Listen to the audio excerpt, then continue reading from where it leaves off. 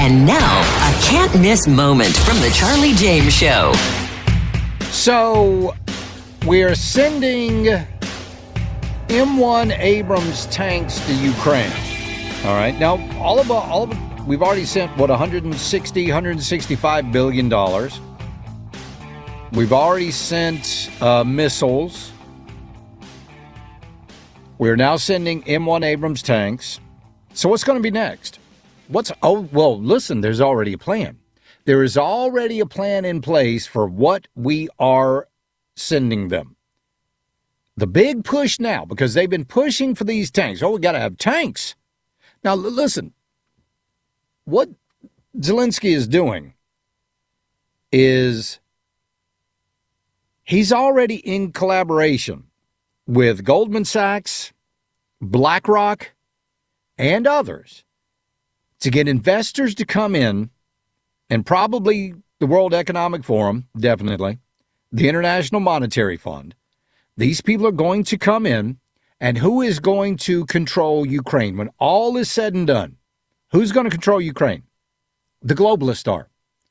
BlackRock, who is basically driving home prices sky high so the average American can't afford to buy. No, you have to rent this home. These homes are not for sale.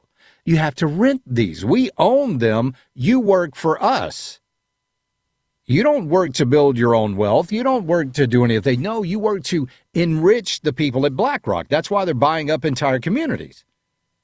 Never forget the day I was laughed at when I said that on the air. Charlie, Charlie, you really believe that BlackRock is buying up entire? Yeah, because they are. That's exactly what they're doing. Remember the motto, World Economic Forum, you will own nothing and you will be happy. That's what BlackRock is doing. Buying up these communities, renting the houses out. You don't own them. So they're going to be the ones that are going to be going in and rebuilding Ukraine with investors. It's a big money-making scheme. It's a huge money-making scheme. Zelensky's going to get rich. Members of his cabinet are going to get rich. The average Ukrainian, you're out of luck. Sorry. You folks that are fighting in the war, when you come, when things settle down, sorry. Probably going to have a socialist government, an extreme socialist government.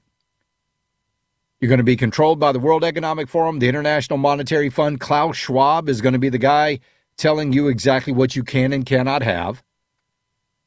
Now, the M1 tanks are not good enough. The missiles, the money was not good enough.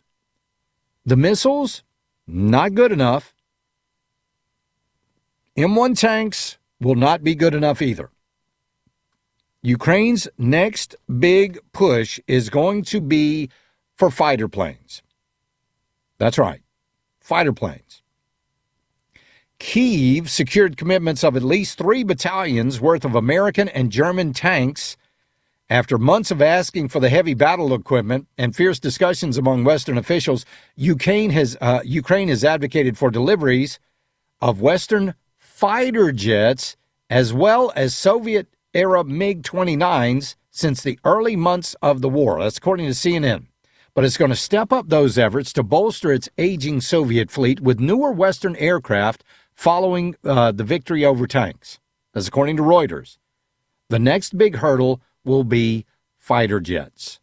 While the air war is muted relative to the fighting happening on the ground in Ukraine, Kyiv's military does conduct airborne strikes on Russian positions and intercept Russian attacks, Reuters reported. Ukraine operates a decades-old fleet of Soviet-era fighter jets, including the Su-42 and Su-25 attack aircraft and the MiG-29 and Su-27 fighter jets. If we get them, the advantages of the battlefield will just be immense, they said. It's not just F-16s. Fourth-generation aircraft is what we want. That's what they want. Now, F-16s like the ones out of Shaw Air Force Base here in South Carolina, American-made multi-role fighter jets, more than 3,000 aircrafts are operating in 25 countries, according to Lockheed Martin. U.S. fighters would be a dramatic upgrade to Ukrainian air capabilities and likely force the Russians back. Now, let me ask you a question. Some of you guys that know, how long would it take you to be fully trained to fly an F-16? Would the learning curve be, let's say you were in a MiG-29 or an Su-27. What would the learning curve be on the F-16? I'm surprised they're not asking for the F-15s or the F-35s, right? Don't miss the Charlie James Show. Weekdays 3 to 7 on 106.3 WORD and the Odyssey app.